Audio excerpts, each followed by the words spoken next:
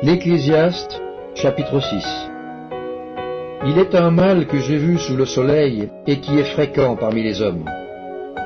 Il y a tel homme à qui Dieu a donné des richesses, des biens et de la gloire, et qui ne manque pour son âme de rien de ce qu'il désire, mais que Dieu ne laisse pas maître d'en jouir, car c'est un étranger qui en jouira.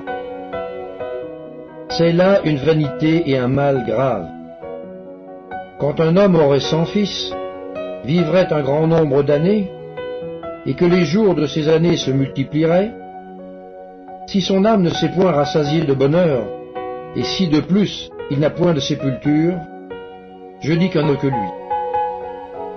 Car il est venu en vain, il s'en va dans les ténèbres, et son nom reste couvert de ténèbres.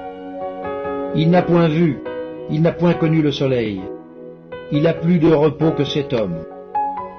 Et quand celui-ci vivrait 2 fois 1000 ans, sans jouir du bonheur, tout ne va-t-il pas dans un même lieu? Tout le travail de l'homme est pour sa bouche, et cependant ses désirs ne sont jamais satisfaits. Car quel avantage le sage a-t-il sur l'insensé? Quel avantage a le malheureux qui sait se conduire en présence des vivants? Ce que les yeux voient est préférable à l'agitation des désirs. C'est encore là une vanité et la poursuite du vent. Ce qui existe a déjà été appelé par son nom, et que celui qui est homme ne peut contester avec un plus fort que lui. S'il y a beaucoup de choses, il y a beaucoup de vanité. Quel avantage en revient-il à l'homme? Car qui sait ce qui est bon pour l'homme dans la vie, pendant le nombre des jours de sa vie de vanité, qu'il passe comme une ombre?